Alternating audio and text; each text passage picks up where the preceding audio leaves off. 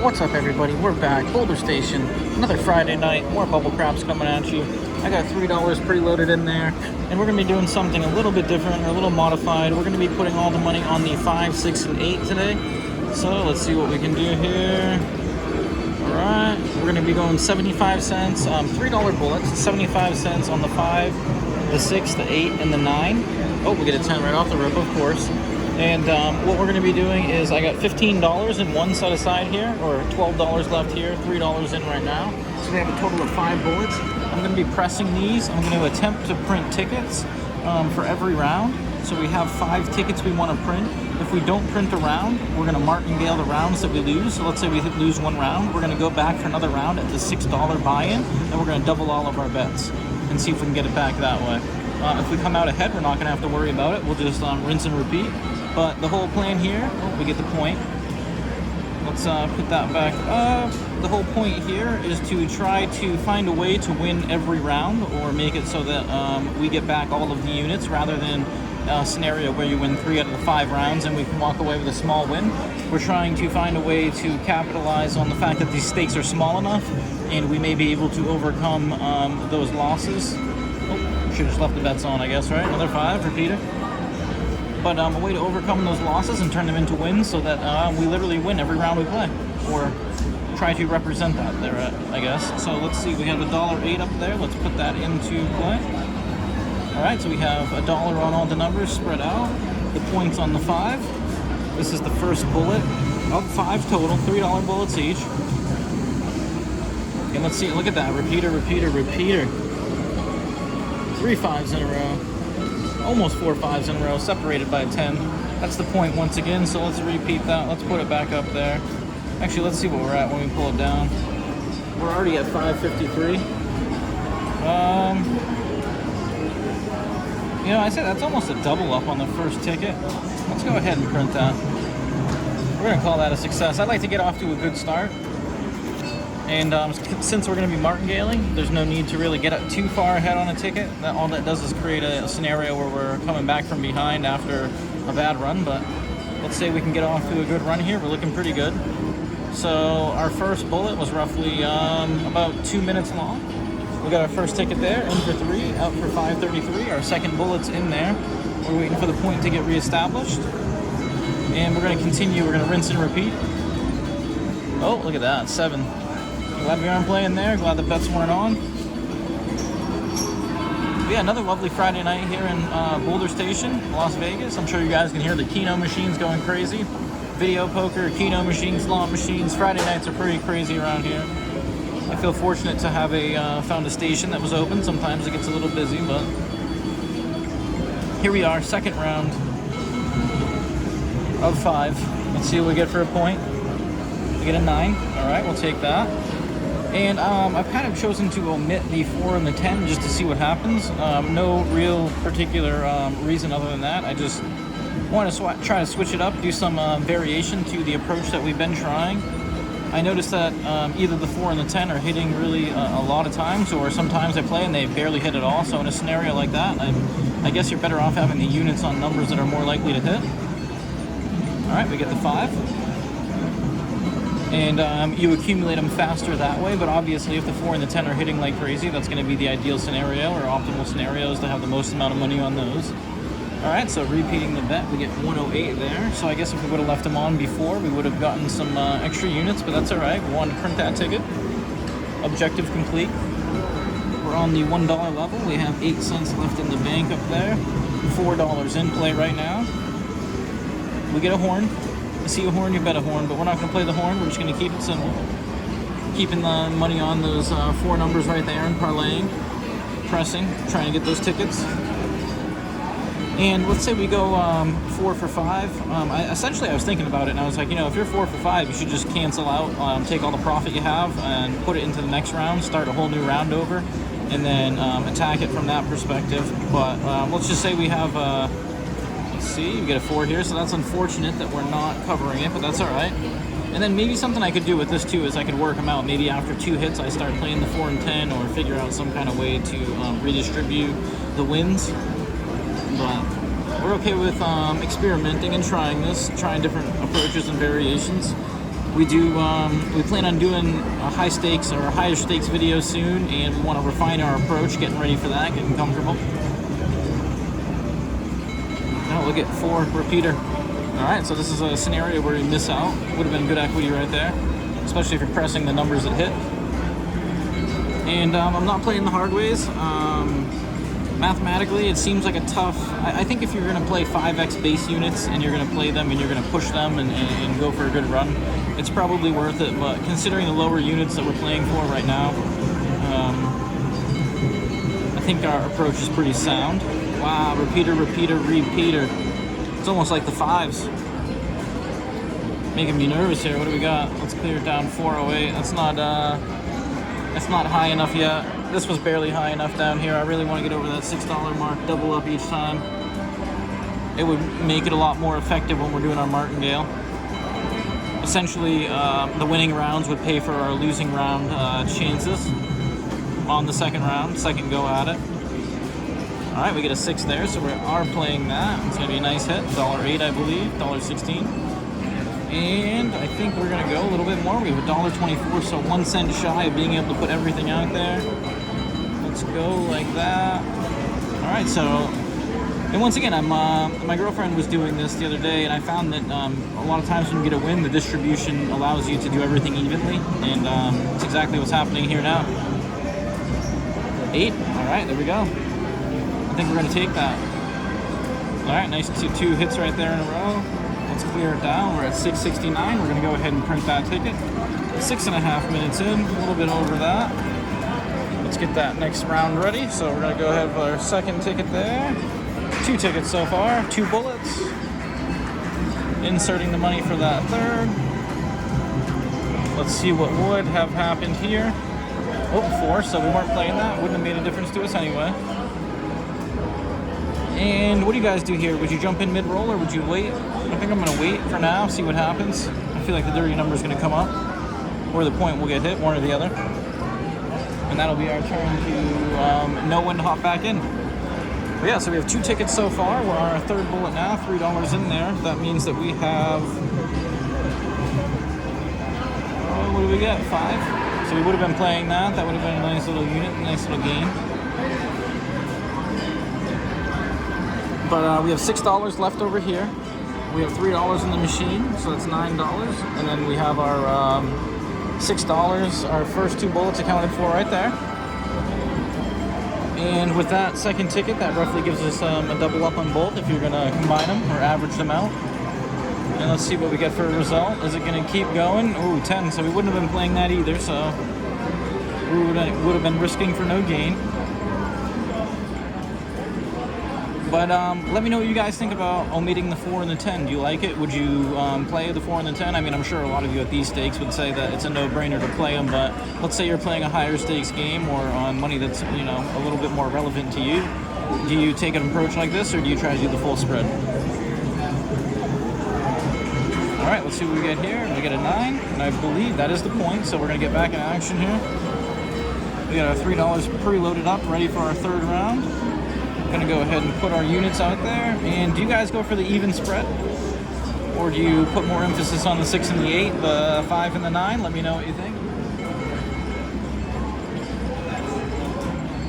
All right, let's see what's going on. We get the bets turned off. We get 75 cents on the 4 numbers that we are playing.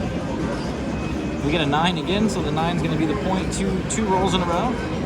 I don't believe it was 3, but I could be wrong. We're all set up, ready to go. And once again, 5, 6, 8, and 9, and they all have 75 cents, which is 3 base units. $3 in there. $0 left in the bank. Momentum has been good to us so far. Let's see if we can keep it going.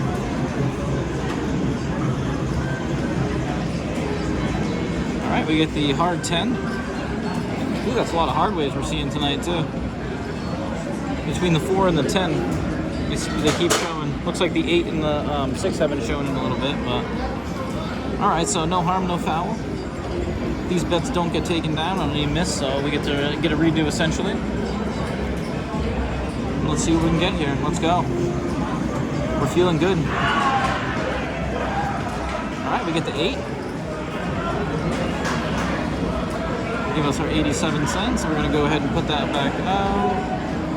All right, so that's one of those where we don't get to do an even amount. We have 12 cents out there. We had to pick one unit to leave out uneven. We chose the 9 for no particular reason other than the fact that it's a point, and my brain went to the 5. So let's go. Let's get some more units here. Oh, that 10. Those 10s and the 4s are showing up tonight. So of course, when we're not playing them, it's a night when they show up. And this is where you kind of get that feeling of a little bit of regret where you're like, oh, why didn't I just put them out there? But at the same time, too, this is all experimenting. We're trying different things, seeing what works, what doesn't work.